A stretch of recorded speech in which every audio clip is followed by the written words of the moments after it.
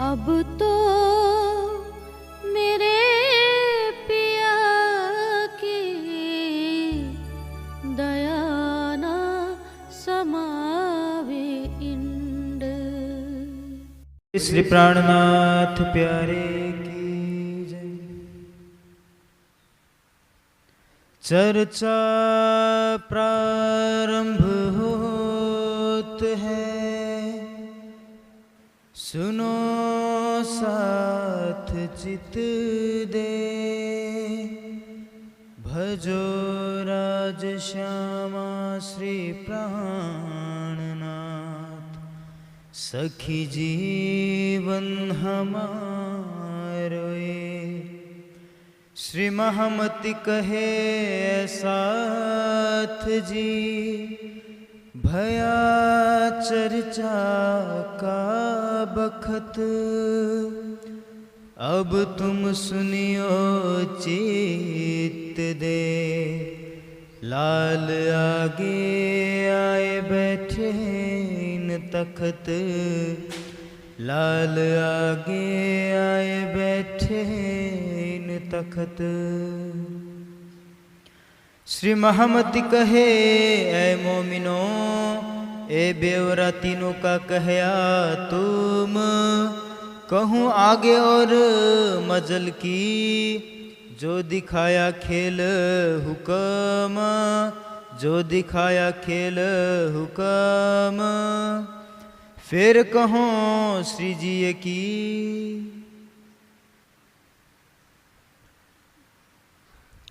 आप अक्षरातीत धामधनी श्री लालदास जी के धाम हृदय से दीप बंदर की बीतक का वर्णन करवा रहे हैं। आपने कल सुना था किस तरह से श्री जी अहमदाबाद के कारागार से निकले और दीप बंदर पहुंचते हैं। उस समय है विक्रम संवत 1722 का। संवत 1722 से दीप पधारे श्रीराज। दीप बंदर में उस समय रहते हैं जयराम कंसारा। जयराम भाई ने तारतम लिया था श्री देवचंद जी से। प्रातःकाल श्री जी जैसे ही पहुँचे, जयराम कंसारा उनको देखकर बहुत प्रसन्न हुए। ये व्यवसाय करते थे बर्तन बनाने का। मिहिराज को देख करके उन्हें बहुत प्रसन्नता हुई, क्योंकि उनको ये था कि श्री मिहिराज ने सतगुरु धनी श्री देवचंद जी से तारतम लिया है और मैंने भी उनसे तारतम लिया है। आध्यात्मिक क्षेत्र में जब एक ही सतगुरु से दो शिष्य जुड़े होते हैं तो दोनों एक दूसरे को गुरु भ्राता कहते हैं, गुरु भाई। जयराम कंसारा को क्या लग रहा था कि आज मेरे घर कौन पधारे हैं? मेरे गुरु भ्राता श्री मिहिराज पधारे हैं। अंदर के स्वरूप की पहचान नहीं है। और मिहिराज के तन में कौन बैठ चुके हैं? अब राज जी बैठ चुके हैं, उनको पहचान नहीं है। श्री जी जाते ही बैठते हैं और अपनी अमृत वाणी शुरू कर देते हैं। किसी व्यक्ति को जगाने के लिए पहले तो मीठे शब्दों से बोला जाता है, नहीं जागता कुछ कठोर शब्द बोलने जाते हैं, उसके बाद भी नहीं जगता तो उसके हृदय को चोट पहुंचाने वाले बहुत कठोर शब्दों का प्रयोग किया जाता है। उसमें उसके अहित की भावना नहीं होती है, हित की भावना होती है।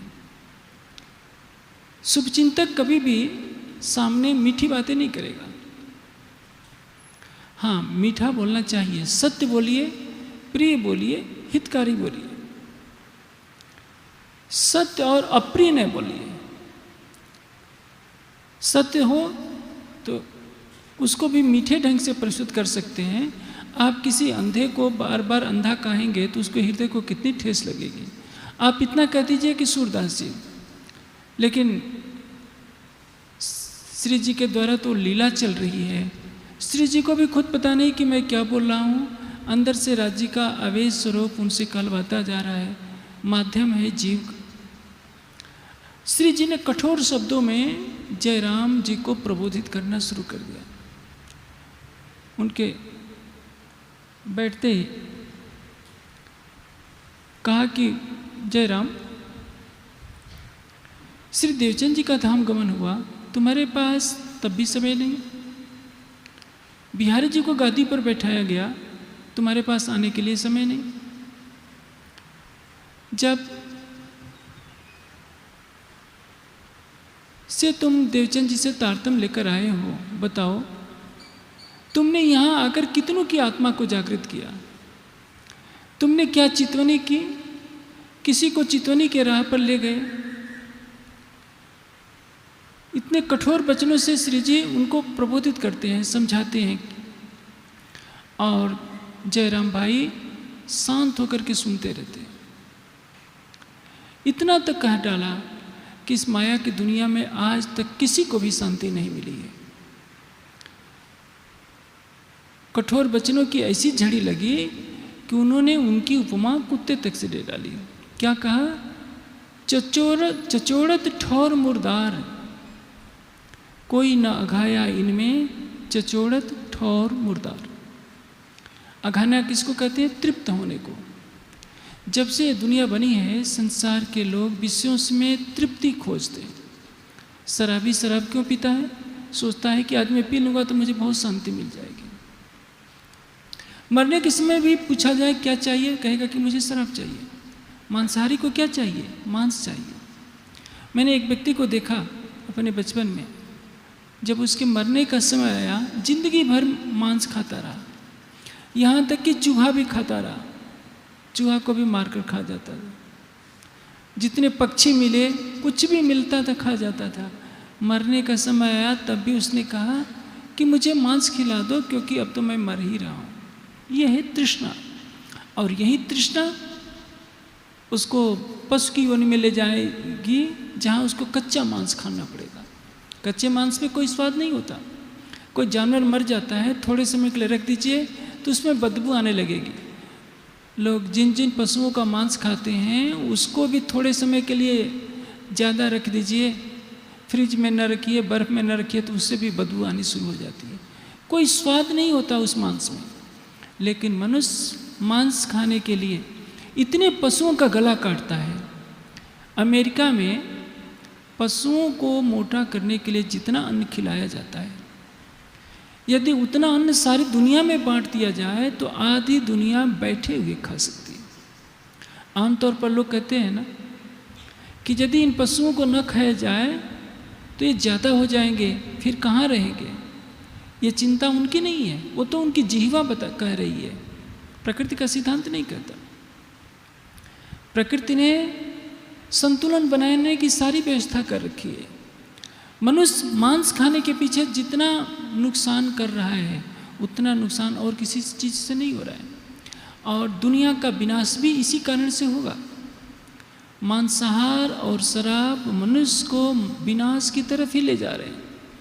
जब मनुष्य की बुद्धि में तामसिक प्रवृत्ति अत्यधिक पैदा हो जाएगी तो उसको कौन रोकेगा? एक देश दूसरे पर आक्रमण कर देंगे, क्योंकि सबके अंदर तो मांस भरा है, शराब भरा है। और जब एक दूसरे पर आक्रमण करेगा तो सब एक दूसरे को मारेंगे, सारी दुनिया का अस्तित्व क्या रहेगा? मनुष्य जब मांसाहारी हो जाता है तो तमोगुणी हो जाता है। तमोगुणी व्यक्ति अपना भी विनाश करता है और दूसरे का भी विनाश कर लेता है। मांसाहार आसुरी आहार है, शराब आसुरी आहार है। शराब पीने के बाद मनुष्य को पता नहीं रहता कि विवेक किसको कहते हैं, मुझे क्या करना चाहिए और क्या नहीं करना चाहिए। संसार में जो भी आगे बढ़े हैं सतोगुण की भावना से बढ़े।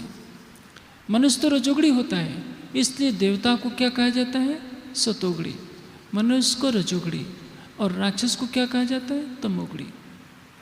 आज संसार में तमोगुण की प्रवृत्ति बढ़ रही है। मैं एक बार चंडीगढ़ गया था। श्रीवास्तव जी ने एक ऐसी दुकान पर मुझे चलने के लिए कहा, मैं वहाँ गया। चंडीगढ़ की प्रसिद्ध दुकान वहाँ ऐसी थी कि शुद्ध देसी घी से बनी हुई शुद्ध चीज़ें ही मिलती थी। लेकिन मैंने देखा संयोग से एक भी ग्राहक नहीं था। बेचने वाले 2-3 बैठे थे, ग्राहक एक भी नहीं। और पास की शराब की दुकानों पर देखिए लाइन लगी है, मांस की दुकान पर लाइन लगी है, शराब की दुकान पर लाइन लगी है, और शहर की सबसे शुद्ध दुकान जिसमें आपको शरबत चाहिए, शुद्ध घी की बनी हुई चीज़ें चाहिए, ग्राहक एक भी नहीं। शास्त्रों ने जिस गोघृत को औषधि की संज्ञा दी है उसको खाने वाला कोई नहीं, और मांस को निगलने वाले हर शहर में बहुत ज़्यादा मिल जाएंगे। उत्तर भारत में ठंडे पहाड़ों के लोग तो कहते हैं कि हम गर्मी के लिए खाते हैं, ठंड से बचने के लिए, लेकिन आंध्रा में, तमिलनाडु में तो बहुत गर्मी पड़ती है, वहाँ के लोग मांस के बिना भी रह नहीं पाते। वहाँ गर्मी होती है तो भी लोग मांस खाते हैं, ये एक प्रवृत्ति है, बहाना है। अन्यथा गुफाओं में रहने वाले लोग, ऋषि मुनि, योगी यति, क्या बिना मांस के उनका गुजारा नहीं होता? वो तो गर्म चीज़ कुछ भी नहीं खाते। ये मनुष्य बहाना बना लेता है तृष्णा के पीछे। जीवा पर कोई भी पदार्थ रखिए, उसका स्वाद क्या है? थोड़ी देर के लिए। आप स्वादिष्ट से स्वादिष्ट पदार्थ को जब जीभ पर रखेंगे तो अंदर ना निकलिए, थोड़ी देर के लिए रखे रहिए, पूछिए क्या स्वाद आता है? कुछ नहीं। किसी भी पदार्थ का स्वाद थोड़ी देर के लिए होगा, उसके बाद वो बेस्वाद हो जाएगा। लेकिन इसके पीछे मनुष्य न जाने कितने पाप कर्म करता है। सारे विषयों की ही कहानी है।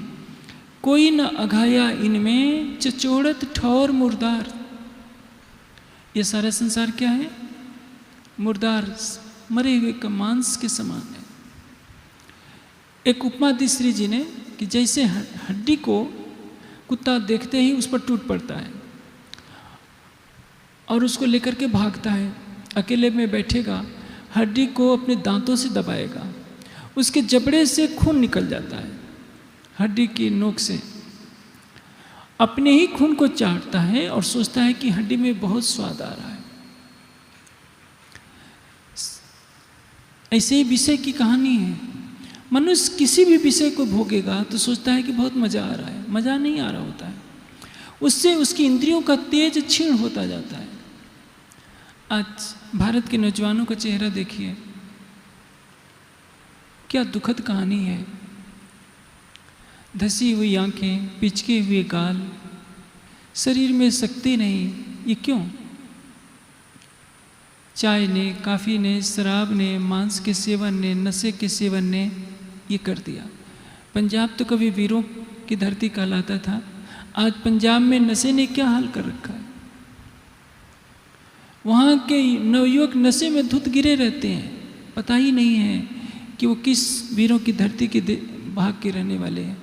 पूरे देश का क्या, सारे संसार का यही हाल है। कहीं भी चले जाइए, विदेशों में एक अंग्रेज सवेरे नाश्ता करेगा तो उसको मांस चाहिए, शराब चाहिए, दोपहर को भोजन करेगा, मांस चाहिए, शराब चाहिए, रात को भी मांस और शराब चाहिए। संवेदना विहीन संसार होता जा रहा है, केवल तृष्णा के पीछे भागा जा रहा है। और आप कसाई खानों में जाइए, किस तरह से पशुओं को मारा जा रहा है, तड़पा तड़पा कर, और अपने को सभ्य कहलाने वाला मानव उस पशुओं के मांस को नोचता है, तल भून करके पकाता है, हड्डी चूसता है, पेट को कब्रिस्तान बनाता है, और फिर मंदिर में पहुंच जाएगा, मस्जिद में पहुंचेगा, गिरजाघर में पहुंचेगा, गुरुद्वारे में पहुंचेगा, कहेगा कि हे परमात्मा मेरा कल्याण कर दे। क्यों करेगा परमात्मा? क्योंकि ये तो कर्म भूमि है। जैसा मनुष्य दूसरे प्राणियों की हत्या कर रहा है, इस पाप की सजा किसी न किसी रूप में सबको भोगनी पड़ती है। क्यों प्रकृति का प्रकोप होता है? इसी कारण मैं वही दृष्टांत दे रहा था कि कुत्ता हड्डी में अपने ही खून को चूस करके खुश होता है, उसको पता नहीं कि तू अपने ही खून को चूस रहा है। श्री जी कहते हैं कि भाई जयराम कंसारा, कोई ना घाया इनमें चचोड़ा ठौर मुर्दार, तू तो कुत्ते की तरह से विषयों में लगा है, कबलो कैसा कुटेगा तू, कबलो घन एहरन, तुम एहरन पर हथौड़े से मार मार कर कब तक कांसे के बर्तन बनाते रहेगा। उनका व्यापार क्या था? कांसे के बर्तन बनाया करते थे। पीठ टेढ़ी हो गई है जयराम भाई की, लेकिन एक ही धुन है कि इतने बर्तन बना लो, इतना पैसा कमा लो। श्री जी फटकार रहे हैं जयराम कंसारा को कि जयराम कंसारा, तुमने सुंदर साथ की संख्या में कोई वृद्धि नहीं की, मेरे से पहले तारतम लिया, कभी चितौनी की तरफ तुम्हारा ध्यान नहीं गया, ये नहीं सोचा कि परम धाम से तुम आए हो, तुम्हारा घर यह नहीं है, और तुम इसी संसार के विषयों में, पोते पोतियों में, घर के लोगों के भरण पोषण में लगे हो, अपनी आत्मा की तरफ तुमने ध्यान नहीं दिया। जब श्री जी ने इतने कठोर शब्दों को कहा तो जयराम कंसारा ने बुरा नहीं माना, सुन के रोइया, उनकी आंख से आंसू निकल पड़े। अरे, कहा कि महाराज तुम्हारे रूप में स्वयं राज जी ही आए हैं, रसोई का आदर किया, नहवाए श्री महाराज, बैठे रसोई में ने और उगाए श्री राज, और उगाए श्री राज लिखा है। क्या मान करके भोजन किया कि आज महाराज के रूप में स्वयं श्री राज जी आए, क्योंकि पहचाना कि राज्य के सिवा अन्य कोई भी नहीं है जो माया में मुझे जगाने के लिए स्वयं चल करके आए। किसको पड़ी है? आप देखेंगे, आप बीतक का प्रसंग सुन रहे हैं, आगे आएगा। सारा संसार सो रहा होता है, श्री जी के साथ सैकड़ों हजारों की जमात है, गांव गांव में, नगर नगर में भ्रमण हो रहा है, एक वन से दूसरे वन में प्रस्थान हो रहा है, कहीं पैदल चल रहे हैं, कहीं भिक्षा में मिला हुआ भोजन ग्रहण कर रहे हैं। किसके लिए? परम धाम की आत्माओं को जगाने के लिए। उस युग में आज से 300 वर्ष पहले न मोबाइल फ़ोन था, न टीवी थी, न इंटरनेट था, न यूट्यूब था, कुछ नहीं था। उस युग में कल्पना कीजिए, ट्रेनें नहीं थी, कारें नहीं थी, पैदल चलिए, बैलगाड़ी पर चलिए, घोड़े पर चलिए। तो हजारों सुंदर साथ को घोड़े पर कैसे ले जाया जाए? सब पैदल चलते हैं। आज तो हम सुंदर साथ फ्लाइट में चले जाते हैं, कहीं प्रवचन करना होता है, ट्रेनों में चले जाते हैं, कारों में चले जाते हैं, कितना कठिन समय है। और श्री जी दीप बंदर पहुंचते हैं, वो भी पैदल चल करके। तो क्यों न सोचें कि आज तक हमारी सुध लेने वाला इस संसार में कौन है? मर्जिया हो काढ़ी मुझे, मिने मोहम्मद मोती पहचान। इंद्रावती जी की आत्मा कहती है कि राजी, इस मोह सागर में आपके सिवाय कौन था जो हमें निकाले? आपने गोताखोर होकर भव सागर में गोता लगाया और मुझ इंद्रावती की आत्मा को भव सागर में से निकाला। न था भरोसा हमको जब भवजल उतरे पार, लेकिन आपने यहीं बैठे बैठे हमको परमधाम दिखा दिया। ये परमधाम का ज्ञान दिलाने वाली वाणी हमारा मार्गदर्शन करती है। यदि ब्रह्मवाणी के ज्ञान को ग्रहण कर हम ईमान पर खड़े हो जाएं, अपने हृदय में धनी का प्रेम ले लें, तो यहीं बैठे बैठे सारा परमधाम नजर आएगा। लेकिन सतगुरु धनीशदेव चंद जी से ज्ञान लेने के पश्चात भी जब जयराम कंसारा माया में लिप्त रहे, उम्र काफ़ी बीत चुकी है। 1712 में श्री देवचंद जी का धाम गमन होता है और 1722 में श्री मिहिराज वहाँ पहुँचते हैं। श्री जी 10 वर्ष के अंदर जब देखा कि जयराम कंसारा ने कोई आत्मिक प्रगति नहीं की, तो उनको झिझोड़ा, फटकार लगाई कि भाई जयराम कंसारा, तुम्हें ऐसा नहीं चाहिए। जब भोजन कर लिया तो सबने अर्ज की कि धामधनी अब पढ़िए। श्री जी क्या उत्तर देते हैं? हम न आए पढ़ने, हमारी तो और गरज, मैं आराम करने के लिए नहीं आया हूँ। जिस तन में भी राज्य लीला करेंगे वो तन आराम करने के लिए नहीं बना है। आराम कौन करेगा? जो किसी मठ का मालिक होगा, किसी स्थान का महंत होगा, वही, उसको तो आराम करना है। जितने ब्रह्ममुनि हुए हैं, परमहंस हुए हैं, उन्होंने जीवन में कभी आराम नहीं किया है, क्योंकि उनका आराम किसमें है? परम धाम के आनंद में। वाणी में स्पष्ट लिख दिया है, यो चाहिए मोमिन को रू उड़े सुनते हक नाम, बेशक अरसे होए के क्यों खाए पिए करे आराम। यदि वाणी का प्रकाश मिल गया तो खाने पीने में आराम हम सोचते हैं तो ये बहुत बड़ा भ्रम है। क्यों खाए पिए करे आराम, वो तो आगे अंदर उजली खिन खिन बढ़त उजास, दे भरोसा ना करे पिया मिलन की आस। परम धाम की ब्रह्मात्मा संसार के झूठे विषयों का सुख लेने के लिए नहीं आई है, वो कोमल गद्दों पर सोने के लिए नहीं आई है, ऐसी कमरों का सुख भोगने के लिए नहीं आई है। उसके परम धाम में तो अनंत आनंद है। उस आनंद को एक सागर माना जाए तो उसकी एक बूंद बेहद मंडल में है, और बेहद मंडल को एक सागर माना जाए तो उसकी एक बूंद निराकार के अंदर आएगी। निराकार के सुख को एक सागर माना जाए तो एक बुद्ध वैकुंठ में है, और बुद्ध मानिए या लहर मानिए, वैकुंठ को एक सुख का सागर माना जाए तो पृथ्वी पर के सारे सुखों को एक व्यक्ति को दे दिया जाए तो एक लहर मात्र है। इसलिए कोटराज वैकुंठ के न आवे इतके खिन समान, करोड़ों वैकुंठ के राजवी परम धाम के एक पल के आनंद के बराबर नहीं आ सकते। आप यदि एक पल के लिए भी ध्यान में बैठ जाइए,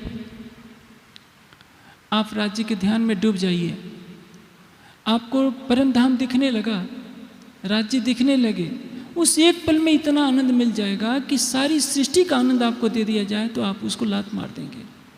लेकिन सद्गुरु धनीश देवचंद जी से इतना सुनने के पश्चात भी जयराम कंसारा जब संसार में फंसे हुए थे तो श्री जी ने उनको फटकार लगाई। अब श्री जी पुनः शुरू हो जाते हैं, कहते हैं कि भाई हम न आए पौड़ने, हमारी तो और गरज। सुंदर साथ ने, जयराम कंसारा के परिवार के सभी सदस्यों ने कहा कि धामधनी अब आप थोड़ा सा आराम कर लीजिए। श्री जी कहते हैं कि मैं आराम करने वाला नहीं हूँ, मैं तो किसी और कार्य से आया हूँ। जयराम कंसारा, कभी यह तो याद करो, कैसा तुमसो प्रेम ब्रज में करते श्रीराज। राज्य श्री कृष्ण के तन में लीला कर रहे थे और उस समय उन्होंने तुमसे कितना प्रेम किया। तुम्हारी आत्मा गोपियों के तनों में थी। तुम जब तक श्री कृष्ण जी यमुना के किनारे से लौट नहीं आते थे, तुम ब्रज में घर पर उनकी प्रतीक्षा करते थे।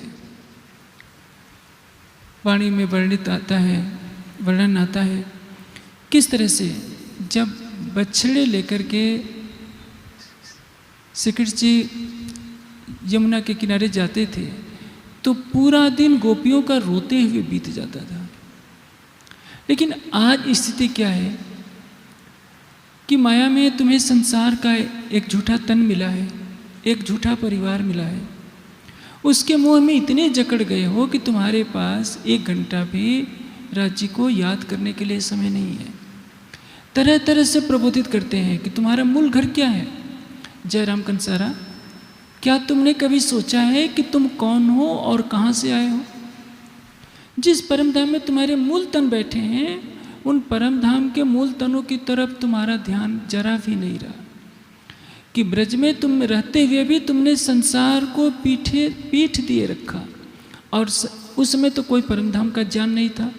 तुमको तो सतगुरु धनीश देवचंद जी ने यहीं बैठे बैठे ब्रजरास और धाम की भी सुध दी, लेकिन तब भी तुम्हारी आत्मा जागृत नहीं हो पाई।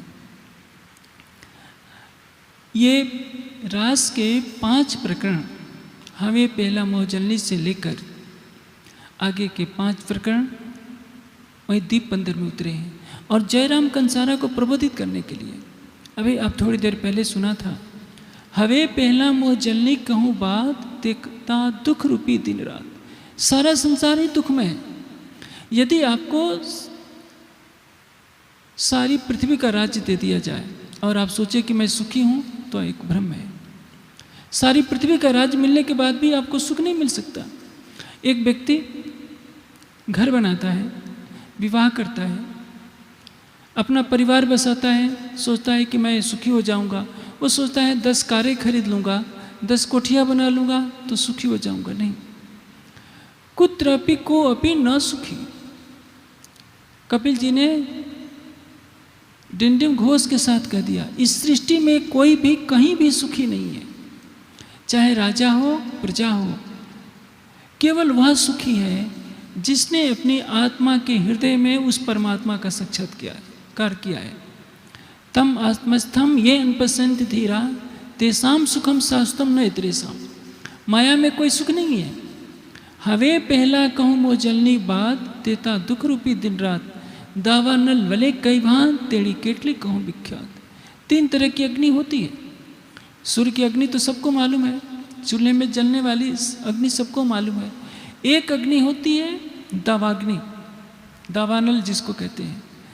वनों में वृक्षों की लकड़ियाँ आपस में टकराती हैं, रगड़ से आग पैदा होती है और उस आग से सारा वन जल करके राख हो जाता है। समुद्र में पानी के घर्षण से आग पैदा हो जाती है और वह आग पानी को जला डालती है। आप उसको कहते हैं बड़वानल। और एक है जठरानल, जठराग्नि। आपके शरीर में भी अग्नि है। आप कुछ भी खाते हैं, कच्चा खा लीजिए तो भी पक जाता है, जैसे आग से पकाया हो। जिसके शरीर में जठराग्नि होती है उसी का जीवन होता है। जठराग्नि कमज़ोर होती है, स्वास्थ्य कमज़ोर होने लगता है। ये 3 तो अग्नियाँ हैं जो प्रत्यक्ष में स्थूल रूप में दिखाई देती हैं, जठराग्नि, दावाग्नि, बड़वाग्नि। लेकिन जो हमारी मानसिक अग्नियाँ हैं, कामाग्नि, क्रोधाग्नि, विषयाग्नि, ईर्ष्याग्नि, द्वेष अग्नि, ये तो दिखाई नहीं देती, इसके लक्षण दिखाई देते हैं। ये तो हर प्राणी के अंदर जल रही है। काम, क्रोध, मद, लोभ, अहंकार, तृष्णा की अग्नि जल रही है। चींटी से लेकर हाथी तक, मनुष्य, देवी देवता तक इन विकारों की अग्नि से बचे नहीं है। उस प्रकरण में सारी यही बात समझाई गई है। ए ऊपर हवे सु कहूँ बीजा नाम ते कहना लाऊं, एड़े बचने सर्वाल्यो थो ब्रह्मांड धन सर्वे आव्यो। अक्षर की 5 वासनाओं को इस माया ने नचाला डाला है, तो दुनिया के जीव भला इससे कैसे बच सकते हैं? आप देखिए, संसार में मनुष्य सवेरे आंखें खोलता है, चाहे बच्चा हो, युवा हो या वृद्ध हो, भोजन करता है। उसकी आंखें संसार में सुख खोजना चाहती हैं। क्या करेगा? अच्छे अच्छे पदार्थ खाएगा, अच्छे अच्छे कपड़े पहनेगा, अच्छे अच्छे वाहनों में घूमेगा, संगीत सुनेगा, किसी न किसी तरह से मन को आनंदित देना चाहता है। लेकिन क्या उसको आनंद मिलता है? पूरा दिन गुजर जाता है, पूरी रात बीत जाती है, सवेरे वही चक्र चलता रहता है। दिन गुजरता है, रात गुजरती है, करते करते उम्र बीतने को आ जाती है, फिर वही तृष्णा उसका दामन नहीं छोड़ रही है। इसलिए कहा है कि तेता दुख रूपी दिन रात, ये मोह जल ऐसा है, स्वर्ग में जाइए, वैकुंठ में जाइए, सारी पृथ्वी का राज पा लीजिए, फिर भी कहीं सुख शांति नहीं है।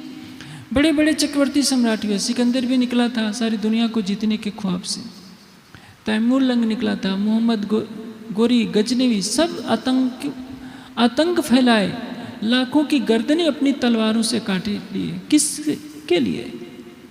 कि हमको अधिक से अधिक धन मिल जाएगा, हम धन से खूब सुंदर महल बनाएंगे, अच्छा अच्छा खाएंगे पिएंगे। लेकिन काल ने उनको भी छोड़ा नहीं, एक दिन वो भी दुनिया से चले गए। ये तृष्णा है। जर जोरू और जमीन के लिए इतनी लड़ाइयाँ होती हैं। किसी युद्ध का दृश्य देखिए कितना भयानक होता है। आजकल तो लड़ाई हो जाती है, गोली लगती है, थोड़ी देर में प्राण निकल जाते हैं। पुराने ज़माने में लड़ाई होती थी, तीर, भाले, बर्छी चलते थे। किसी को भाला लग गया, तीर लग गया, देर तक तड़पता था, तड़प तड़प कर प्राण छोड़ता था। किसके लिए दुनिया लड़ रही है? धन के लिए, पद के लिए, प्रतिष्ठा के लिए, स्त्री के लिए। दुनिया जब से पैदा हुई है लड़ रही है, लड़ती रहेगी, क्योंकि इसमें रज और तम का प्रवेश है। आप तो सुख शांति से बैठे हैं, जहां IS वाले आतंक फैला रहे हैं। आपने उनका दृश्य हो सकता है टीवी पर देखा हो। दोनों हाथ पीछे बांध देते हैं और तलवार से एक झटके में गर्दन उड़ा देते हैं, या गर्दन पर रेत रेत करके काटते हैं। उनके अंदर दया है क्या? धर्म है? क्यों? इस संसार में इतना दुख है। जिसकी गर्दन काटी जाती होगी उस प्राणी को कितना पीड़ा होती होगी। कभी किसी ने सोचा है कि कसाई खानों में जिन प्राणियों का मांस लेने के लिए तड़पाया जाता है, गर्म पानी के फवारे से उन जानवरों के ऊपर गिराया जाता है, वो चिल्लाते हैं, जिंदे ही उनकी खाल निकाली जाती है, फिर धीरे धीरे काटा जाता है, खून को अलग भर लिया जाता है। किस लिए? मनुष्य कम अत्याचार नहीं कर रहा है और दूसरे प्राणियों पर अत्याचार करता है, फिर मनुष्य में वही प्रवृत्ति भयानक हो जाती है। आप सारे संसार में जहाँ जाएंगे दुख ही दुख मिलेगा। आप किसी बड़े नगर में जाइए, दिल्ली में कुछ क्लब मिलेंगे जहाँ आपको कुछ मनोरंजन होगा, लेकिन आप बड़े बड़े हॉस्पिटलों में चले जाइए, स्मशान घाट में चले जाइए, तो आपको संसार की सच्चाई का पता चलेगा। स्मशान घाट में चले जाइए और पूछिए कि दुनिया कितनी सुंदर है, दुनिया में कितना आनंद है। एक अर्थी आ रही है, जलाया जा रहा है, कुछ लोग लोर रोगा करके जा रहे हैं, फिर दूसरी आ रही है, कहीं दाएं चिता जल रही है, बाएं जल रही है, आगे जल रही है, पीछे जल रही है। जहाँ चिताएं जल रही हैं वहाँ जाकर पूछिए कि संसार में क्या सुख है। जहाँ शादी विवाह होते हैं, होटल में लोग नृत्य देख रहे होते हैं, अच्छे खा पी रहे होते हैं, फिर भी विवेक किसी को नहीं होता है।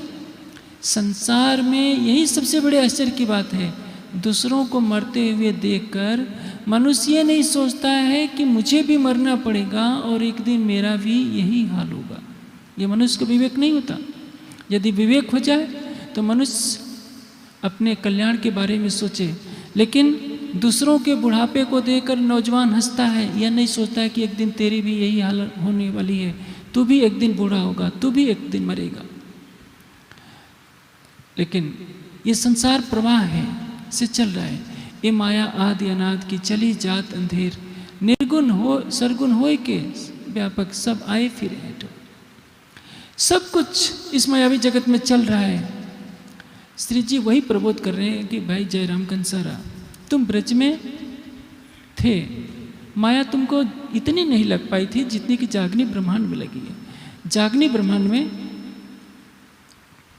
सुंदर साथ को ज्ञान है, ब्रज में ज्ञान नहीं था, रास में ज्ञान नहीं था, लेकिन प्रेम था, समर्पण था, श्रद्धा थी। एक श्री कृष्ण जी के पीछे सारा ब्रज पागल है। आज जागनी ब्रह्मांड में सबके पास वाणी है, लेकिन प्रेम नहीं है, समर्पण नहीं है, श्रद्धा नहीं है।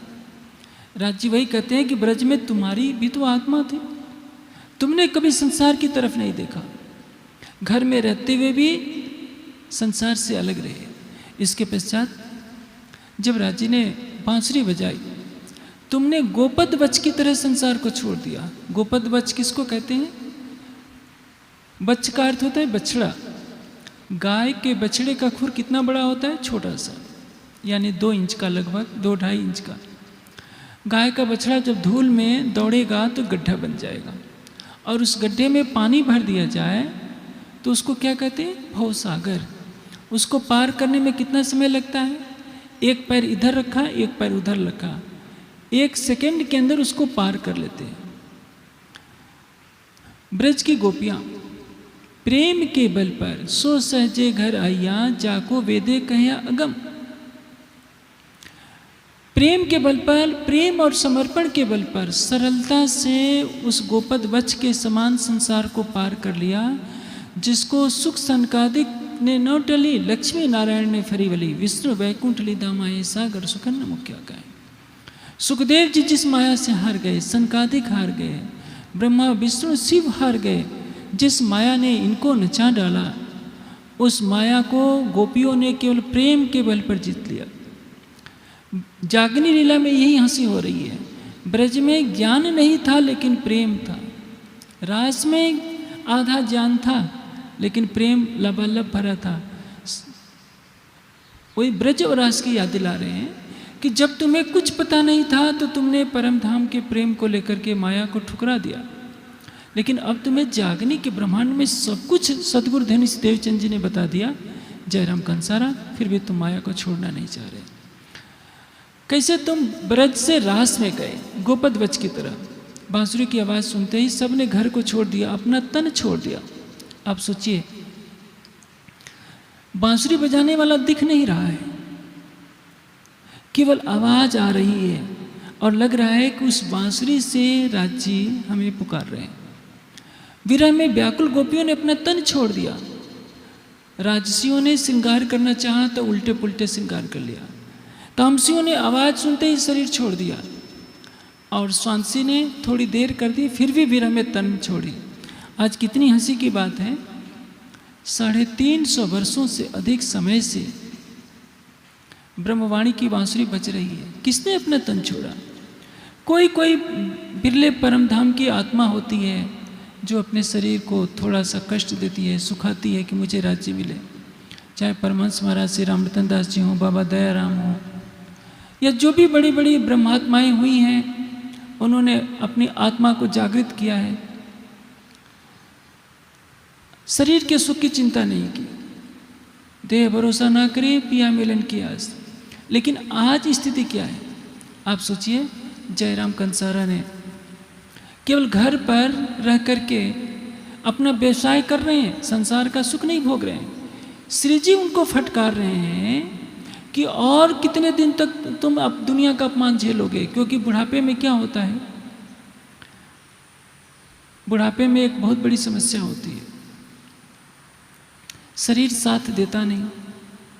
घर में रहना है तो बहू और बेटे को भी खुश रखना है, पोते और पोतियों को भी खुश रखना है, दोहते और दोहतियों को भी खुश रखना है, और अपने जीव के लिए कुछ करना भी पड़ेगा।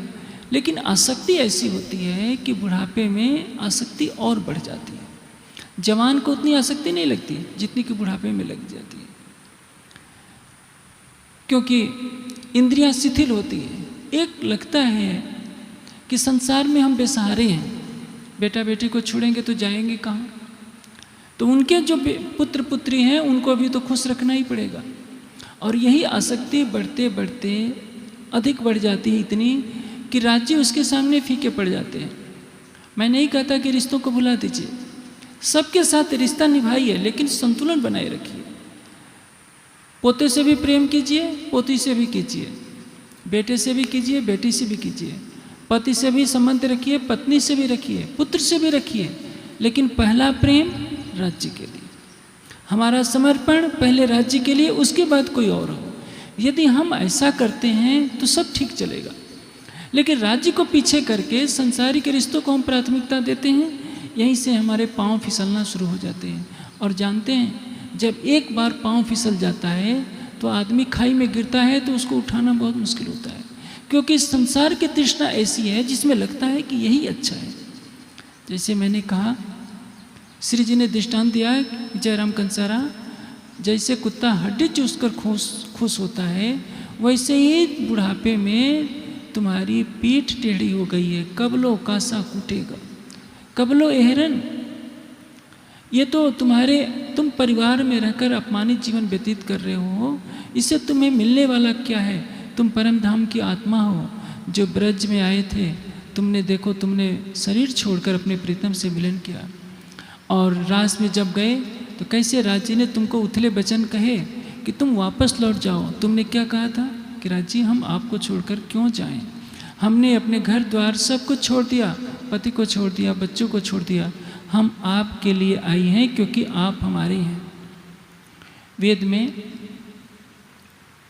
एक बहुत अच्छा मंत्र आया है जिसमें कहा गया है, वयम तो, हम आपके, त्वम अस्माकम, और तुम हमारे। हे परमात्मा, तुम हमारे हो और हम तुम्हारे हैं। हमारे और तुम्हारे बीच में कोई और तीसरा नहीं आ सकता। लेकिन हमने तो राज्य को एक छोटा सा देवता बना रखा है। सवेरे मत्था टेक लिया, 2-4 चौपाई पढ़ ली, तारतम का पाठ पढ़ लिया, इससे क्या हो गया? हमने परिवार को 18 घंटे दिया, 6 घंटा 5 घंटा सोए, राज्य के लिए 10 मिनट। ये कितनी उपेक्षा भरी बातें हैं। संगे संबंधी रिश्तेदार आते हैं, हम उनसे घंटों बातें करते हैं, मित्रों से घंटों बातें करते हैं, बहनें अपनी सहेलियों से बातें करती हैं, राज्य के लिए बहुत थोड़ा समय। इसका कारण क्या? हमारा मन संसार में ज़्यादा भटका हुआ है। श्री जी जयराम कंसारा को ऐसे ही कठोर शब्द सुना रहे हैं कि जयराम कंसारा, यह संसार है, तुम तो मोह के जीव नहीं हो, संसार के जीव ऐसा करें तो क्षमा है, लेकिन तुम तो परम धाम की आत्मा हो। तुम याद करो, जब राज्य ने उथले वचन कहे थे, तब भी तुमने कहा कि नहीं राज्य, हम आपके हैं, और हम आपके बिना नहीं रह सकते। कैसे तुमने रास में क्रीड़ाएँ की, रास क्रीड़ा करने के पश्चात तुमने यमुना जी में झीलना किया, वनफल आरोगाया। और जब राजी ने पूछा कि बताओ तुम्हें नित्य वृंदावन कैसा लगा, तुमने कहा कि नहीं, हमें ये कष्टकारी लगा क्योंकि आप इसमें से अलग हो जाते हो। हवे वाला हूँ एटलू मांगू खिण एक अलगा न थईये। जी हाँ, हमने विरह नहीं, चालो ते घर जाइए। आप वहाँ चलिए जहाँ हमें विरह न सता सके, हम आपसे कभी अलग नहीं हो सके। रास में तुमने अलग न होने की बात की, लेकिन इस जागने के ब्रह्मांड में तुम अलग क्यों हो गए हो? सतगुरु धनीश देवचंद जी के अंदर राज्य ने विराजमान होकर के लीला की है, लेकिन जब बिहारी जी को गादी पर बैठाया गया तब भी तुम्हारे पास समय नहीं, तुम्हारे पास अपनी आत्मा की जागृति के लिए समय नहीं है।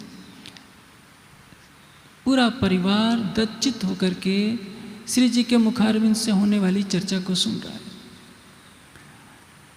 सबको अपनी भूल का प्रायश्चित हो रहा है कि हमने कितनी बड़ी भूल की जो इतना समय गुजार दिया। यदि आपका 1 लाख रुपये नष्ट हो जाता है तो आप 2 लाख कमा सकते हैं, लेकिन जो एक पल व्यर्थ में चला गया, आप अरबों रुपया दे देंगे तो भी आपका एक पल आने वाला नहीं है। यदि आपकी उम्र 80 साल, 90 साल, 100 साल है, आपका एक दिन भी बिना राज्य के चितवनी के गुजर गया तो समझिए कि वह दिन निरर्थक गुजर गया। वह दिन आपको इस दुनिया में दोबारा मिलने वाला नहीं है। उम्र तो पल पल घट जा रही है। हमारी उम्र 40 साल की हो गई, 50 साल की हो गई, 60 साल की हो गई तो हम जन्मदिन मनाते हैं, मिठाई बांटते हैं कि देखो मैं इतने साल का हो गया। ये तो नहीं सोचते कि हमारी उम्र उतने निकल गई। बच्चा जिस दिन जन्म लेता है उसी दिन से उसकी उम्र घटनी शुरू हो जाती है, और दुनिया जन्मदिन मनाकर खुश होती है कि मैं इतने साल का हो गया। लोग अपने विवाह की भी वर्षगांठ मनाते हैं आजकल।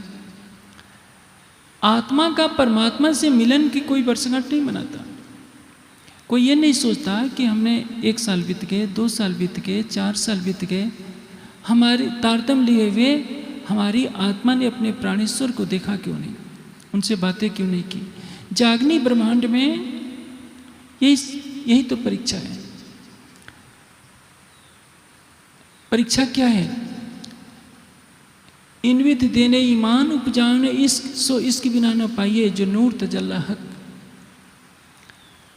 प्रेम की दौड़ में कोई कितना आगे बढ़ता है। प्रेम कहाँ से आएगा? विरह से। विरह कहाँ से आएगा? जब युगल स्वरूप की शोभा को आप देखने का प्रयास करेंगे तो आपके अंदर विरह फूटेगा, और जब आप संसार को देखकर इसकी तरफ आकर्षित होंगे तो विरह आपसे दूर होता जाएगा। परिणाम यह होता है, अब धीरे धीरे श्री जी की चर्चा का प्रभाव पड़ता जाता है। काफ़ी सुंदर साथ की वहाँ जागनी होती है, 50-60 सुंदर साथ वहाँ जागृत हो जाते हैं। लेकिन जहाँ सत्य का प्रकाश होता है उसकी बाधा भी खड़ी हो जाती है। संसार में आप कहीं भी जाइए, राम है तो रावण है, कृष्ण है तो कंस है, उजाला है तो अंधकार अवश्य रहेगा। सत्य का उद्घोष होगा तो उसका विरोध अवश्य भावी है। जो वहाँ पहले से कथा चली आ रही थी, भिन्न भिन्न देवी देवताओं की जो कथावाचक थे, रामायण की, भागवत की, महाभारत की कथा सुनाने वाले, दीप बंदर में रहने वाले कथावाचक पंडितों को बहुत बुरा लगा कि उनके पास अक्षरातीत का ज्ञान नहीं था। किस्सा कहानियों से क्या होता है? समाज का मनोरंजन भर होता है। आपको मालूम है कि गोवा, दमन और दीव, इसमें पुर्तगालियों का शासन था। जो गोवा गए हैं वो जानते हैं कि वहाँ धर्मांतरण करने के लिए पुर्तगालियों ने हिंदू जनता पर इतने अत्याचार किए थे कि शायद तैमूर लंग भी होगा तो उसकी रूह कांप जाए। और उस द्वीप बंदर में, मैं द्वीप बंदर जाकर के देखा हूँ, समुद्र के किनारे है, ऐसा लगता है कि टापू जैसा है, चारों तरफ समुद्र से घिरा हुआ है द्वीप बंदर। वहाँ श्री जी गए थे, जयराम कंसारा को प्रबोधित कर रहे हैं, और जयराम कंसारा जागृत होकर के आनंद मग्न है। पूरा परिवार जुड़ रहा है, सारे दीप बंदर के अधिक से अधिक लोग आ रहे हैं और जिसका जितना अंकुर था वो लाभ ले रहे हैं। लेकिन वहाँ के जो कथावाचक थे उनको बुरा लग रहा है, क्योंकि उनकी आमदनी घटनी शुरू हो जाती है। जब आध्यात्मिक क्षेत्र में एक वक्ता देखता है कि मेरे प्रवचन का प्रभाव कम हो रहा है, तो जिसकी आध्यात्मिकता अधिक होगी, भक्ति भाव होगा, वह तो सहन कर लेगा। लेकिन जिसमें आध्यात्मिकता का लेस भी नहीं, केवल शब्द ज्ञान को ग्रहण किया है, वो अपना अपमान सहन नहीं कर पाता और द्वेष की अग्नि में जलने लगता है। उन कथावाचक पंडितों के पास तो परम धाम का कोई ज्ञान नहीं था, बेहद का ज्ञान नहीं था। रामायण महाभारत और भागवत के किस्सा कहानियाँ उन्होंने सुन रखी थी, वही समाज को सुनाते थे। जब श्री जी के मुखारविंद से हद बेहद से परे परम धाम की लीला धाम स्वरूप का वर्णन होता है, अक्षरातीत की पहचान दी जाती है, आत्मा के स्वरूप की पहचान दी जाती है और अध्यात्म के गुण रहस्यों को उजागर किया जाता है, तो जो श्री जी की चर्चा में आते हैं, जब आध्यात्मिक गुण प्रश्नों का समाधान उन पंडितों से करना चाहते हैं तो उनको उत्तर नहीं आता। परिणाम स्वरूप उन्होंने सोचा कि हमारी तो बदनामी हो जाएगी कि हमें कुछ नहीं आता। इसलिए उन्होंने तय किया कि एक चुगलखोर से यह शिकायत कराई जाए कि यह जो नए महात्मा आए हैं हमारी देवी देवताओं की निंदा करते हैं और इस बहाने से इनको दीप बंदर से निकाल दिया जाए। जो वहाँ का बादशाह था, क्रिश्चियन था, जिसको फिरंगी कहा है अभी तक में। फिरंगी उस बादशाह का जो एक मित्र था, उस चुगलखोर को पैसे देकर वहाँ के कथावाचक पंडितों ने तैयार किया और उसको कहा कि जाकर के बादशाह से तुम शिकायत कर दो कि ये जो नए महात्मा आए हैं, जो परम धाम के नाम पर सबको बहका रहे हैं, इनको इस नगर से बाहर निकाल दिया जाए। जैसे वो चुगलखोर बादशाह के दरबार में पहुंचता है, राज्य का जोश उसके मित्र का रूप धारण कर लेते हैं। राज्य का जोश वैसा रूप बना लेता है और वह स्वरूप उस फिरंगी के मित्र जो चुगलखोर था उसके सामने खड़ा हो जाता है। पूछता है कि भाई तुम कहाँ जा रहे हो? वो कहता है कि इस नगर में कोई महात्मा आए हैं जो सभी देवी देवताओं की निंदा करते हैं और मैं फिरंगी बादशाह जो मेरा मित्र है उससे कहकर उनको नगर से मैं बाहर निकलवा दूंगा।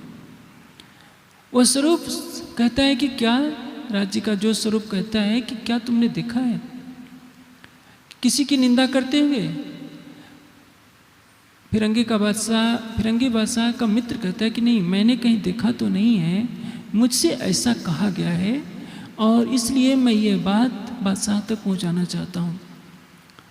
वह जो स्वरूप कहता है, जब तुमने देखा नहीं है, अपने कानों से सुना नहीं है, तो झूठी चुगली का परिणाम क्या होगा, कभी तुमने सुना है? जो फिरंगी बादशाह के सैनिक उस महात्मा पर आपत्ति ढाएंगे, अत्याचार करेंगे और उस महात्मा के मुंह से जो बद्दुआ निकलेगी उसका परिणाम कौन भोगेगा, क्या तुमने कभी सोचा है? यह सुनते ही वो सहम जाता है, सोचता है कि मैं झूठी चुगली क्यों करूं। आज यही हो रहा है पूरे देश में। हिंदू समाज की आस्था किस पर है? झूठ पर। जहां परम धाम की बात कीजिए, एक अक्षरातीत की बात कीजिए, हिंदू समाज कहता है कि हमारी आस्था पर प्रहार हो रहा है। जैसे कुछ वर्षों पहले शंकराचार्य जी ने कहा था कि साईं बाबा कोई अवतार नहीं है, उनकी पूजा नहीं करनी चाहिए। लोगों ने तूफान मचा दिया कि हमारी आस्था है साईं बाबा पर, हम क्यों नहीं पूजा करेंगे। पहली बात तो यह है, वेद का कथन है, एक स्वलीला अद्वैत सच्चिदानंद अक्षरातीत को छोड़कर किसी की भक्ति नहीं करनी चाहिए। व्यक्ति स्वतंत्र है, लेकिन उसकी स्वतंत्रता तभी तक है जब तक उसकी स्वतंत्रता से किसी व्यक्ति को, समाज को या राष्ट्र को या धार्मिक भावना को ठेस नहीं पहुंचती है। आपको मांस खाने की इच्छा है तो आप हमारे सामने मांस नहीं खा सकते हैं यदि उसकी बदबू हमें लगती है तो। लेकिन यदि हर व्यक्ति कहेगा कि मुझे हर चीज़ की स्वतंत्रता है, तो यहाँ से अनर्थ शुरू हो जाता है।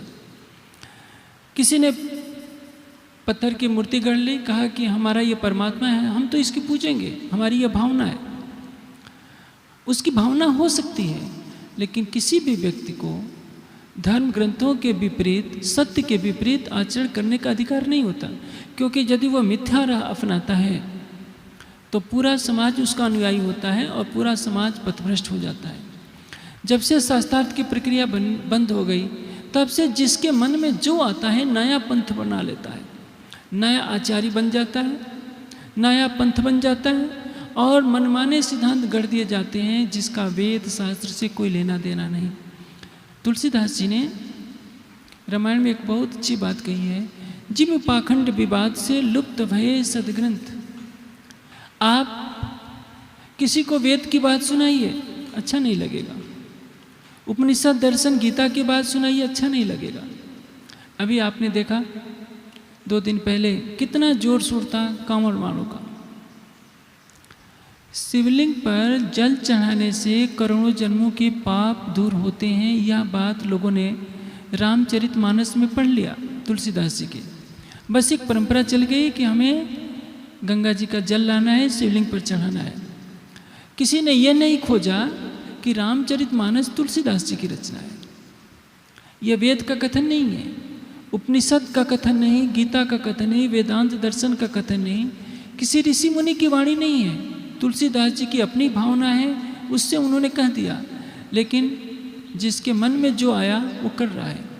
अभी इसी वर्षा ऋतु में गोगा जाहिर पीर की पूजा होगी। गोगा जाहिर पीर कौन थे, कहाँ के रहने वाले, किसी को मालूम नहीं। झुंड के झुंड लोग जाएंगे, उनको समझाइए तो कहेंगे कि हमारी आस्था का प्रश्न है। आस्था किस पर होनी चाहिए? सत्य पर आस्था होनी चाहिए। झूठ पर यदि आस्था होती है और उसके पीछे सब लोग चलते हैं तो सारे चलने वाले जैसे ऊंट की नकेल लिए हुआ व्यक्ति यदि गड्ढे में गिरता है तो उस नकेल से जितने ऊंट जुड़े होते हैं सारे उसी में गिर जाते हैं। इसी तरह से यदि हम सत्य मार्ग के अनुयायी हैं तो हमें शाश्वत सत्य प्राप्त होगा। यदि हम झूठ के पीछे चलते हैं तो हमें झूठ मिलेगा। आज लगभग 2000-2500 वर्षों से इस देश में मूर्ति पूजा शुरू हुई। षोडश उपचार पूजन होता है मूर्ति का। षोडश उपचार पूजन में क्या होता है? तांबूलम समर्पयामि, मिष्टान्नम समर्पयामि, एक और आता है स्नानम समर्पयामि। स्नान समर्पित थोड़ी किया जाता है, स्नानम कारयामि होता है कि हे परमात्मा हम आपको स्नान करा रहे हैं। संस्कृत बनाने नहीं आई तो अक्षतम समर्पयामि के साथ साथ स्नानम समर्पयामि भी हो गया। ऐसे उल्टे पुल्टे षोडश उपचार पूजन का प्रचलन हमारे देश में, हमारे हिंदू समाज में चल गया। उन बुराइयों को कौन हटाएगा? क्योंकि हिंदू समाज का 70% समूह ये जानता ही नहीं है कि उसके वेद में, उसके 6 शास्त्रों में, उसके गीता में लिखा क्या है। वो तो एक चीटी हार ऊँट कतार की तरह जैसा वो देखता है वैसा ही आचरण कर लेता है। वे कथावाचक पंडित भी श्री जी को हटाना चाहते हैं। किस लिए? चुगली करके। और इसको सबने जामा क्या पहना दिया है? हमारी आस्था पर प्रहार नहीं होना चाहिए। हमारी आस्था देवी देवता पर है तो उसको रोका क्यों जाता है? सच्चा देवता कौन है? इसको तो कोई देखता नहीं।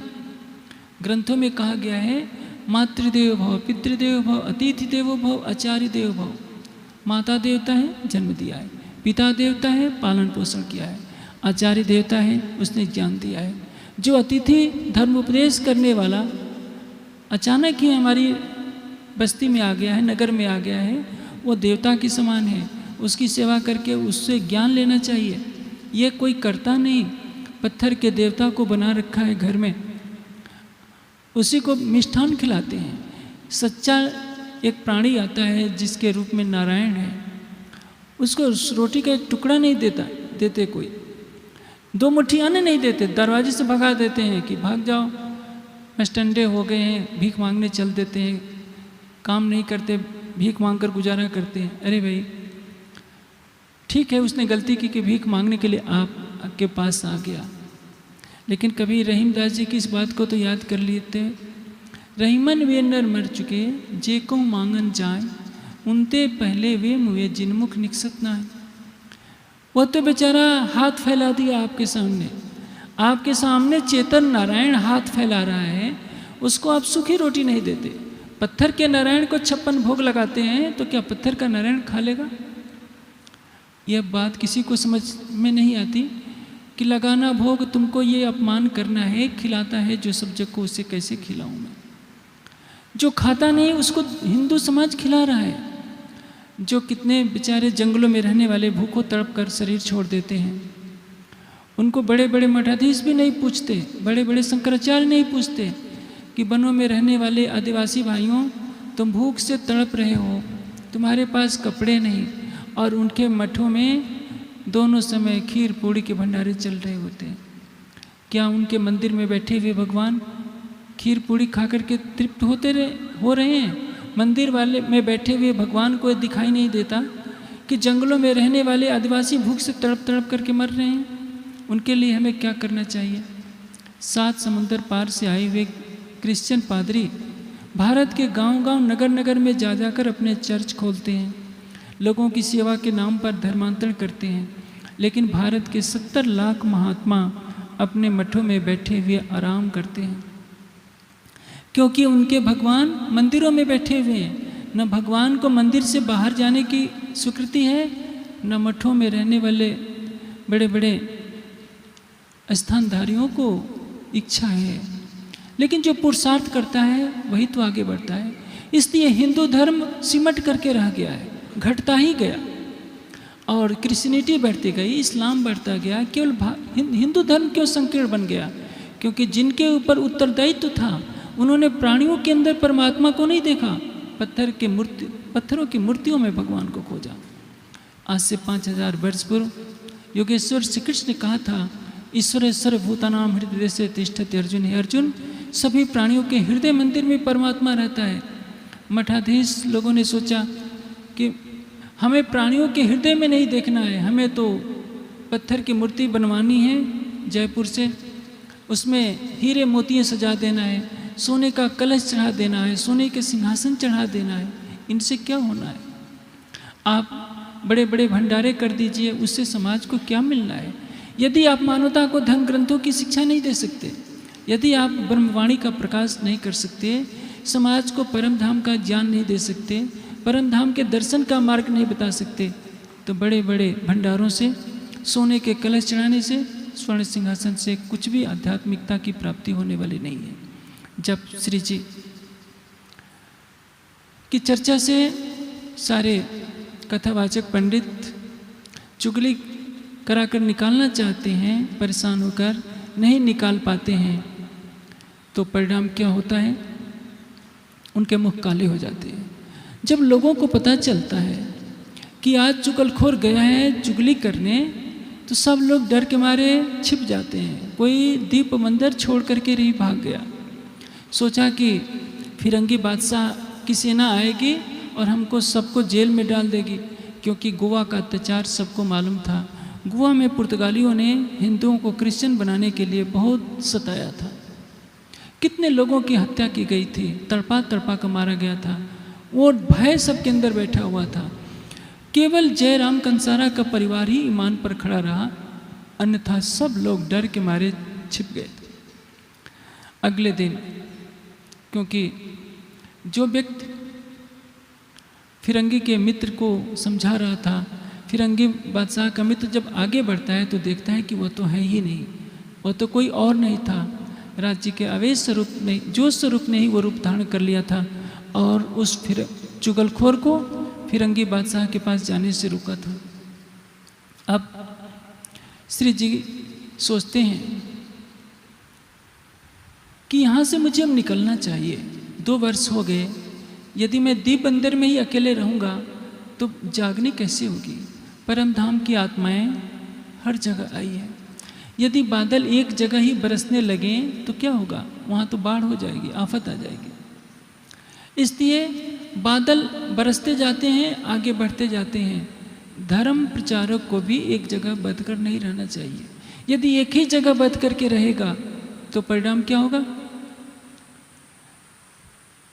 नदी में बहता हुआ जल ही अच्छा होता है, कुएं का जल अच्छा होता है, लेकिन उससे पानी निकाला जाता है तब तालाब का बधा हुआ जल कहीं ना कहीं दूषित अवस्था को प्राप्त हो जाता है।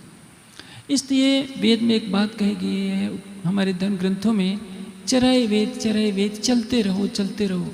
सन्यासी का लक्षण क्या होता है? अपने लिए कोई अस्थाई निवास ना बनाए, किसी स्थान से बंध करके ना रहे मुंह में, क्योंकि उसने घर का त्याग कर दिया है। उसको न भोजन से बंधना है, न किसी इच्छा से बंधना है, न किसी रिश्ते से बंधना है केवल परमात्मा से।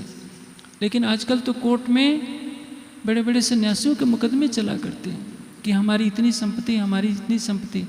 जो गृहस्थी जिसके लिए लड़ते हैं, आज का सन्यासी भी उसके लिए लड़ता है। अब जो परम धाम के ज्ञान को फैलाने के लिए श्री जी को हर जगह जाना पड़ेगा। लेकिन जैसे ही श्री जी कहते हैं कि मैं जाना चाहता हूँ, सुंदर साथ रोने लगते हैं कि धामधनी आपने हमारा हाथ पकड़ा माया में, अब आप हमें छोड़कर क्यों जाना चाहते हैं? इंद्रावती की आत्मा ने मूल स्वरूप से प्रार्थना की, धामधनी कोई न कोई बहाना बनाइए। और वही हुआ। राज जी श्री जी को आगे ले जाना चाहते हैं। अचानक अरब के डकैतों ने छापा मारा दीप बंदर पर, क्योंकि उनका पेशा ही रहा है दूसरों को लूटना खसोटना। हमारी भारतीय संस्कृति का एक उच्च आदर्श रहा है। भारतीय संस्कृति का अनुयायी कोई भी राजा किसी का राज्य नहीं लेता है। मर्यादा पुरुषोत्तम राम ने जब लंका को जीता तो रावण के भाई को ही राज्य दिया, स्वयं शासन नहीं किया। बाली को मारकर राम ने सुग्रीव को राजा बना दिया। अश्वमेध यज्ञ के माध्यम से सभी राजाओं को अपने अधीन तो किया जाता है, लेकिन कोई किसी का राज्य नहीं लेता था। नहीं तो राणा प्रताप चाहते तो पूरे राजस्थान को जीत सकते थे, लेकिन हमारी आर्य परंपरा में कभी किसी के राज्य का हरण करने की प्रवृत्ति नहीं रही है। इसके विपरीत मुगल शासकों ने क्या किया? चाहे गोरी हो, गजनी हो, तैमूर लंग हो, चंगेज खां हो, सब ने दूसरों को लूटा, अपने राज्य का विस्तार किया। यही प्रवृत्ति अरब के लोगों में कूट कूट कर भरी हुई है। अरब का इतिहास ही खून से सना भरा पड़ा है। दूसरों की हत्या करना, दूसरों को लूटना उनकी प्रवृत्ति में रहा है। अभी कुछ वर्ष पहले एक परंपरा चला करती थी, गरीब एशियाई देशों से छोटे छोटे बच्चे अरब में मंगाए जाते थे। आज से 25-30 साल पहले मैंने पत्रिका में वो दृश्य देखा था। उनको ऊँट पर बैठा दिया जाता था और ऊँटों को दौड़ा दिया जाता था। ऊँटों पर बैठने वाला बच्चा जब खूब चीखता था, चिल्लाता था, तो अरब के शेख ताली बजा कर के हंसते थे, कितना मज़ा आ रहा है। क्योंकि उनके संस्कार में है दूसरों को पीड़ा देखकर खुश होना। जबकि भारतीय संस्कृति में क्या कहा गया है? दूसरों को पीड़ा देना सबसे बड़ा पाप है। मर्यादा पुरुषोत्तम राम ने जीवन में एक चींटी को नहीं मारा होगा, किसी हिरन को नहीं मारा होगा। हाँ, उन्होंने अत्याचारियों पर जरूर तीर छोड़े, लेकिन किसी निर्दोष बालक पर, निर्दोष प्राणी पर कभी भी हथियार नहीं उठाया।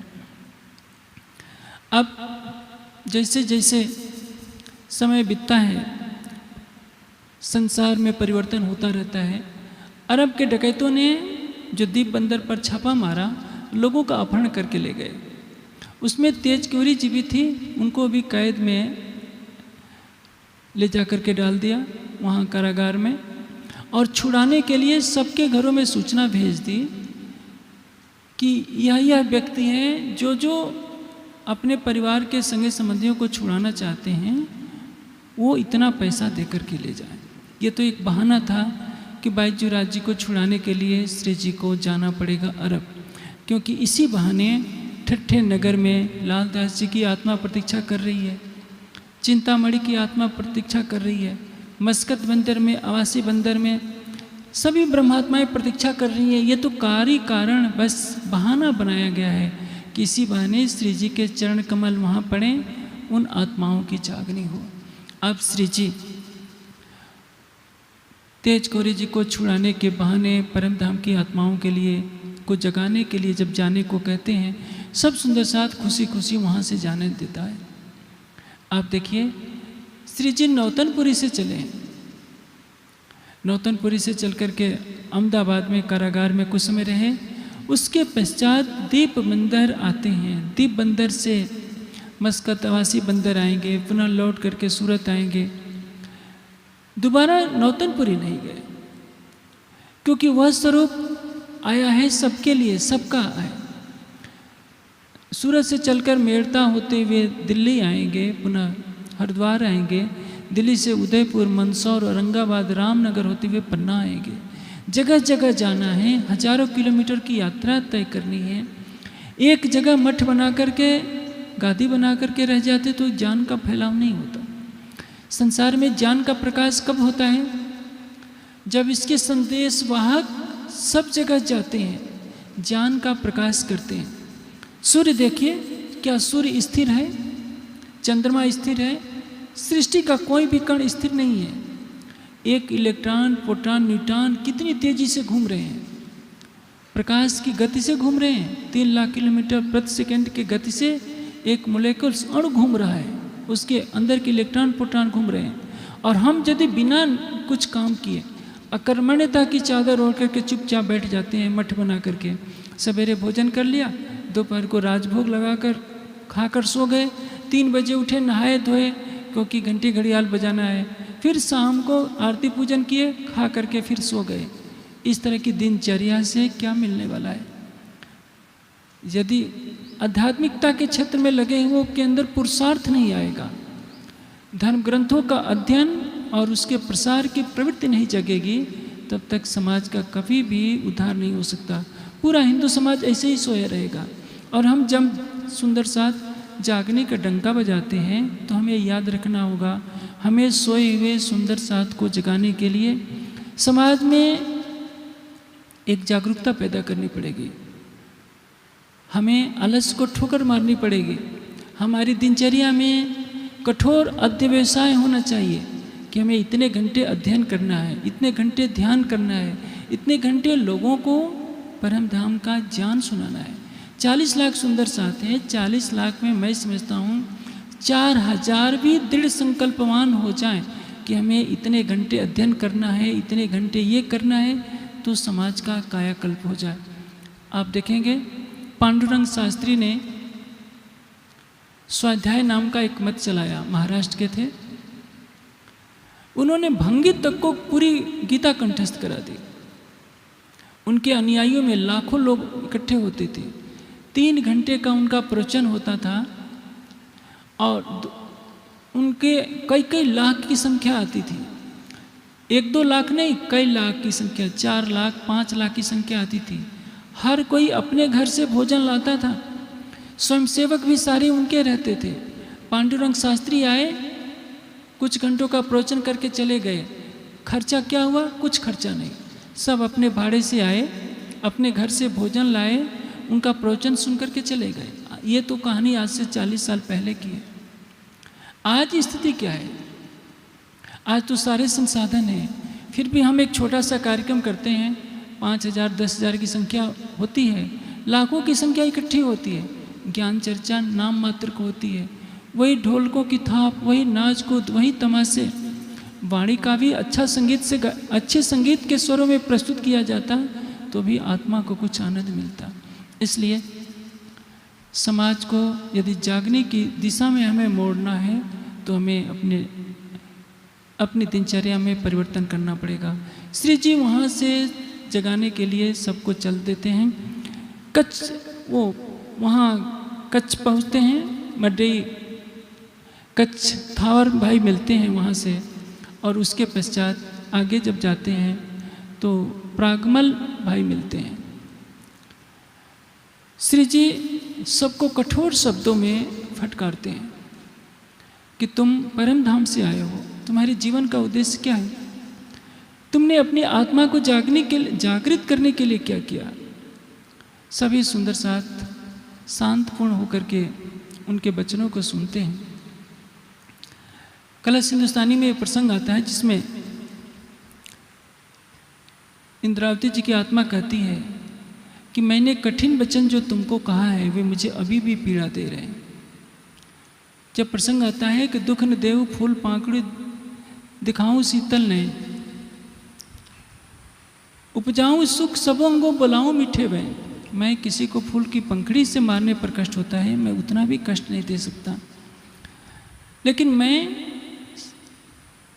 जो तुमको कठिन वचन मेरे मुख से निकल गए, मुझे मेरा हृदय कहीं ना कहीं बिलख रहा है कि मैं अपने प्यारों को मैंने इतने कठिन शब्द क्यों कहे, लेकिन ये तो होना था। मूल स्वरूप ने सबकी आत्मा को जागृत करने के लिए ऐसी लीला दिखाई। श्री जी जहाँ भी जाएंगे कुछ न कुछ कठोर शब्दों में सबको जागरूक करेंगे, क्योंकि लंबा समय हो गया है श्री देवचंद जी से तारतम्य लिए हुए इन सुंदर साथ को, और इन्होंने जागने में कोई प्रगति नहीं की थी। श्री देवचंद जी के तन से 313 सुंदर साथ ने तारतम्य लिया था, और उनके अंतर्धान के पश्चात सभी सो गए, क्योंकि वाणी चर्चा नहीं होगी, चितवनी नहीं होगी तो सब सो जाएंगे। आज भी हमारी यही कहानी है। 300 वर्ष हो गए, हमारे समाज में लगभग 400 मंदिर हैं, 40 लाख के लगभग सुंदर साथ है, लेकिन अधिकतर स्थानों पर वाणी चर्चा बहुत कम होती है। ये बीतक है जिसने हमारे समाज को जीवंत बनाए रखा है, क्योंकि बीतक के समय में किसी न किसी बहाने से कुछ वाणी का प्रकाश आ जाता है बीतक के रूप में। शेष साल भर जैसा कार्यक्रम होना चाहिए वैसा नहीं होता है। परिणाम यह है कि हमारा समाज सुसुप्ति की अवस्था में ही रहा। अब श्री जी वहाँ से कपाइये आते हैं। कपाइये में उनके भाई रहते हैं हरिवंश जी, उनके बड़े भाई रहते हैं। श्री जी ने ये नहीं देखा कि मेरा बड़ा भाई है, उनको भी जाकर खूब खरी खरी बातें सुनाई कि तुम माया में इतने लिप्त हो गए हो कि राज्य की तरफ तुम्हारा कोई ध्यान नहीं। उसके पश्चात श्री जी भोजनगर में आते हैं। भोजनगर में वृंदावन, हरिदास जी के बेटे हैं वृंदावन जी। वृंदावन ने भी तारतम्य लिया होता है श्री देवचंद जी से। हरिदास जी को जब पहचान हो गई थी कि श्री देवचंद जी के अंदर अक्षरातीत लीला कर रहे हैं, तो जो पहले गुरु थे अब वो आकर के श्री देवचंद जी के चरणों में तारतम्य लिए, वृंदावन भी लिए, और उन्हीं वृंदावन के पास पहुंचकर श्री जी ने उनकी आत्मा को पुनः जागृत किया। सब वाणी के ज्ञान का प्रकाश पा करके जागृत हो जाते हैं, और तब श्री जी वहाँ से मंडई होते हुए अब ठट्ठा नगर आते हैं। ठट्ठा नगर में नाथा जोशी से भेंट होती है। अब आगे की कथा चलेगी किस तरह से नाथा जोशी जैसे पहले श्री जी के चरणों में आए होते हैं, श्री देवचंद जी के चरणों में नाथा जोशी से भेंट के पश्चात वाणी चर्चा का प्रवाह चलता है। कैसे कैसे ठट्ठे नगर में चिंतामणि की आत्मा जागृत होती है, ये घटनाक्रम बहुत ही रोचक है, हमारे लिए प्रेरणादायी है। उसकी चर्चा सुनेंगे कल। आज की चर्चा ने हमें बहुत कुछ शिक्षा दी कि किस प्रकार से कितना भी संकट हो हमें धैर्य नहीं खोना चाहिए। जैसे दीप बंदर पर फिरंगी बादशाह का डर बैठा कि चुगलखोर चुगली कर देगा, सेना आएगी हमें सताएगी, सब सुंदर साथ ने ईमान धर्म अपना छोड़ दिया, केवल जयराम भाई का परिवार खड़ा रहा। उसी तरह से वाणी चर्चा के कार्यक्रम में हमें कितना भी कष्ट झेलना पड़ता है, हमें अपना धैर्य नहीं खोना चाहिए। हमें ये सोचना चाहिए कि राज्य हमारे साथ है, कोई भी कठिनाई आएगी तो टल जाएगी। आप सागर की लहर के सामने खड़े हो जाइए, सागर की लहर आएगी और आप अपने पैर दबाए रखिए, आपको छू करके चले जाएगी, आपको बहाएगी नहीं। लेकिन पैर आपका हल्का रहा तो आप सागर में बह जाएंगे। उसी तरह से यदि आप राज्य के अटूट ईमान पर खड़े रहते हैं तो माया आपका कुछ भी नहीं कर पाएगी। यदि आपकी उम्र ढल रही है तो आप संसार के आकर्षण में न फंसिए, क्योंकि आप का प्राणेश्वर आपकी आत्मा के धाम हृदय से भी निकट है, और उनकी एक ही पुकार है कि धाम की लीला को छोड़कर संसार की तरफ आप न देखिए। यदि आप संसार की तरफ देखते रहेंगे तो कहीं ना कहीं आप माया में भटकते जाएंगे। माया का आकर्षण ऐसा है कि वो आपको खींचता जाएगा, और यदि आप विवेक धारण नहीं किए तो बहुत देर हो जाएगी, और देर हो जाने के पश्चात सिवा पश्चाताप के सिवाय कुछ नहीं मिलने वाला है। जो समय गया वो पुनः आने वाला नहीं है। आपके लिए चितवनी का एक एक दिन कीमती है। एक एक दिन आप जो 1 घंटे 2 घंटे चितवनी करेंगे, 1-2 घंटे आप वाणी का चिंतन करेंगे, तो यह आपकी अखंड संपदा होगी। और सारे समाज में यही प्रवृत्ति पैदा करनी है कि हर सुंदर साथ चाहे कहीं भी रहता हो, किसी भी मंदिर से जुड़ा हो, किसी भी स्थान से जुड़ा हो, अपनी दिनचर्या में वाणी के चिंतन को प्रतिदिन अवश्य शामिल करें, प्रतिदिन चितवनी करें। ऐसा रात्रि का कोई समय न हो, प्रातःकाल ऐसा कोई न गुजरे जिसमें किसी सुंदर साथ ने धाम धनी की चितवनी नहीं की हो। और ये न करने के कारण ही श्री जी ने जयराम कंसारा को कठोर शब्दों में फटकारा, हड्डी चूसने वाले कुत्ते से उपमा दे दी। अपने सगे भाई को फटकारा, बड़े भाई को फटकारा, भोजनगर में जाकर वृंदावन को फटकारा, क्योंकि वे सुंदर साथ चर्चा चितवनी से दूर हो चुके थे। आज सोचिए, आज तो सारा देश ही, सारा सुंदर साथ ही चर्चा से चितवनी से दूर हो चुका है। लाखों रुपये के कार्यक्रम होते हैं, बड़े बड़े वार्षिकोत्सव होते हैं, लाखों के कलश चढ़ाए जाते हैं। प्रवचन करने वाले 10-10, 15-15 मिनट का प्रवचन देकर के कर्तव्य की इत्सी कर लेते हैं। किसी को पता ही नहीं चलता कि हमारा परम धाम क्या है, हम कौन हैं, कहाँ से आए हैं, परम धाम की चर्चा क्या है, चितवनी क्या है। सारा समाज इससे दूर हो जाता है और ये कष्टकारी है। ये प्रकरण यदि सारे समाज को आत्मसात हो जाए कि जब सतगुरु धनी श्री देवचंद जी से तारतम्य लिए हुए सुंदर साथ ने चर्चा चितवनी से अपने को अलग नहीं किया, तो श्री जी ने कितने कठोर शब्दों में फटकारा। आज हमारा सारा समाज ही उसी राह पर चल रहा है, तो हम कहीं ना कहीं फटकार के दोषी हैं। ऐसा कोई व्यक्ति नहीं जो सबको फटकार लगाए, और उसकी फटकार को सहन करने वाला भी कोई इस समय नहीं है। इसलिए बीतक के घटनाक्रम से सबको स्वतः शिक्षा लेनी चाहिए कि यदि हम भी चर्चा नहीं सुनते हैं, सुनाते नहीं, चितवनी नहीं करते हैं या किसी को चितवनी नहीं सिखाते हैं, तो हम भी कहीं ना कहीं इसी दोष के भागी हैं। अब चुपाई दोहराइए। श्री महामति कहे ऐसाथ जी, दीप से ले ठट्ठा में, अब फिर कहूँ ठट्ठे की, भई बीतक जो हमसे, भई बीतक जो हमसे। बोलिए श्री प्राणनाथ प्यारे की।